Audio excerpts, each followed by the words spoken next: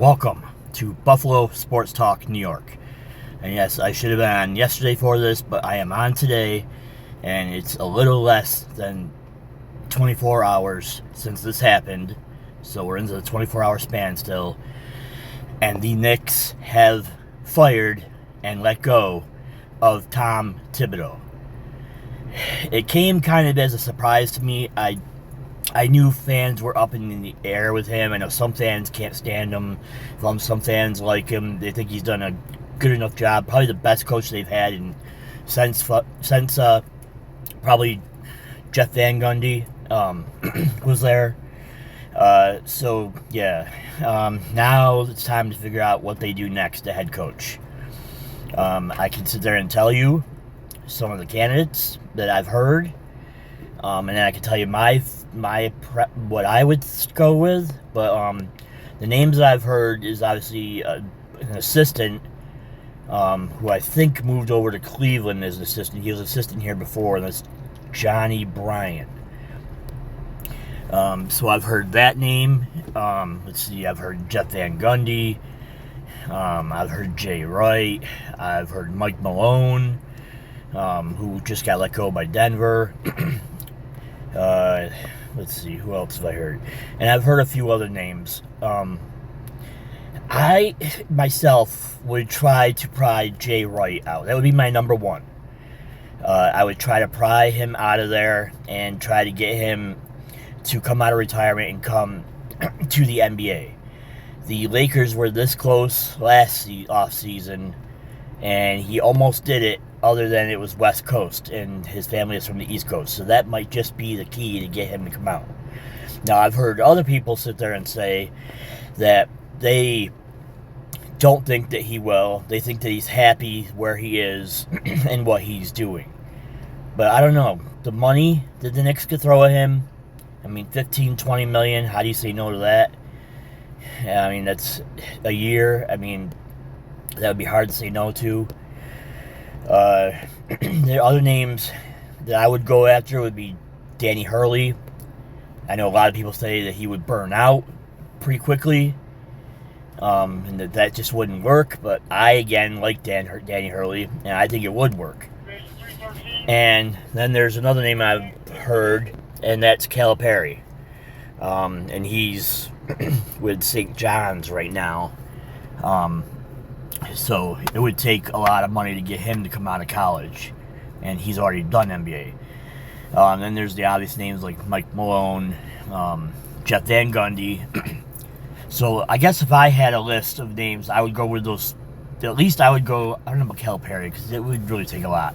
I think it'd take more to get him than it would Hurley and oh my God, what did I just name? Oh my God. Oh, Jay Wright. Sorry. I had a brain fart. So I would go with one of those two first. And then if I couldn't, then I'd go probably back to old school. I think Jeff Van Gundy would be a good name to bring back. Mike Malone, whatever. D'Antoni, whatever. They're retreads to me. I think those would be my top three. I mean, but then there's always Johnny Bryan, so assistant. So, again, the Knicks have fired Tom Thibodeau, and now it's another big contract they still owe money on, that they're going to be paying on. That's what happened, and now we'll go to baseball, and the Mets and the Yankees. That's probably what we're going to be talking about a lot this offseason, but let's go. Let's roll here. And let's go to MLB. Alright. Now, we're going to go back to this past weekend with the Yankees. And they played the Dodgers. The 30th, 31st, and 1st. They lost the first game, 8-5, when the Dodgers came back and beat them. Then they got demolished in the second game, like 18-2, and the 2 runs were 2 home runs by Aaron Judge. And then the third game, they won 7-3, and yeah, they avoided being swept. And then they also they had off on Monday, and then they played Cleveland last night and won 3-2. Oh, let's see. Obviously, they play tonight at 7 o'clock. Also, other stuff on the Yankees. We lost Luke Weaver with a hamstring injury. I think that's what it is, a hamstring injury. We lost him. They made some moves. Let's see if they got the moves over here. All right. Let's see. All right. Latest Yankees injuries and transactions. This will give us everything that we need to know about what has been happening the past couple days with the Yankees. They lost Weaver. He's officially on the 15-day IL, but everything I'm hearing is his probably not going to return for 4 to 6 weeks. So he's on the IL right now. Jake Cousins is still on the IL. He's been there. Okay. Stanton is expected back this week, this Friday. So that's when we should expect him to get back. We got what's his name? We got Jazz Chisholm back, and he had a big game yesterday. So that was good. They put Fernando Cruz is, I think, going to be the setup man now. I think that's where it's going to go now. And Devin Williams is now the closer again. So hopefully he can get everything on track of what he does. So yeah, there's just a lot going on right now. Rodon pitched amazing again yesterday. Well, I got to tell you, man, Carlos Rodon has had a really huge year. I mean, we now have a 1-2 punch. We would have had a 1-2 if Garrett Cole would have been healthy. We would have had a deadly 1-2-3 punch in Cole, Max Fried, and Rodon. Because what Rodon is doing right now is amazing. I mean, it's like he's like the 1B right now to Max Fried. Max Fried is the number 1, and he is just the number 2, but he's more of a 1B. It's amazing how well he has played. So let's see. Here, that's what I was looking for. All right, Weaver heads to IL. Chisholm is back. Cruz is back. Let's see here. Just kind of trying to make sure I get everything. I just want to kind of scroll through here. Yes. They also got good news on outfielder Jason Dominguez. So he's going to be back soon. Let's see. Come on. I know there's other moves that they made.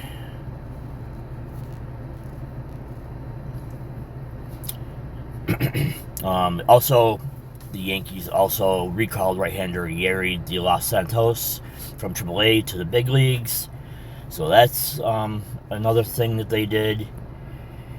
Cruz, like I said, is back. And Jorbert Vivas has been optioned to AAA, and they designated right-hander Carlos Carrasco for assignment. So yeah, they made a bunch of moves yesterday. So alright, so that's the Yankees. Now let's go over to the Mets so I can tell you about them and what they've been doing. Just to get the Mets in here too. April, May. Okay, so the Mets played this past weekend. They played the Colorado Rockies, and they won all 3. They won 4-2. They won 8-2, and then Sunday they won 5-3. Then they played right away. They played the Dodgers in LA. And they beat the Dodgers Monday night, 4-3. Then they lost last night, 6-5. And now they got 2 more games with them, Wednesday and Thursday. All right. And Soto has started to hit. That's the other big thing. All right, now let's just go to the standings, and we'll just kind of go over the standings. All right. In the American League, the Yankees are 37-22 with a 6.5 game lead over Tampa and Toronto. And then you got Boston and Baltimore. Then you got Detroit with the best record in the American League, 40-22. And let's see, then you got Minnesota, 6 games back. Cleveland, 6.5 back. KC, 7.5 back. White Sox, 20.5 back. Then you got Houston, 33-27. And you've got then Seattle, then Texas, LA, and then Athletics. All right. Then you've got the Mets, who are in first place by half a game over Philadelphia at 38-23. And then Washington, then Atlanta, and then Miami. And you got the Cubs, 38-22. And then you got St. Louis, and then Milwaukee, and then Cincy, and then Pitt. And then in the West, you've got the Dodgers, 37-24, with a game lead over Padres, 4-game lead over Giants, and then you got Arizona and Colorado. Worst team in the league is Colorado, 11-50. Let's see. I mean, anyone closest to that is the White Sox at 19-42. All right, so that's your American League and National League standings. Talked about some Mets, some Yankees, some Knicks, some Tom Thibodeau. So yeah, that's pretty much all the stuff going on. You got Stanley Cup Finals tonight. Starts tonight. NBA Finals starts tomorrow. I think that's. Oops. I think that's pretty much it. Okay.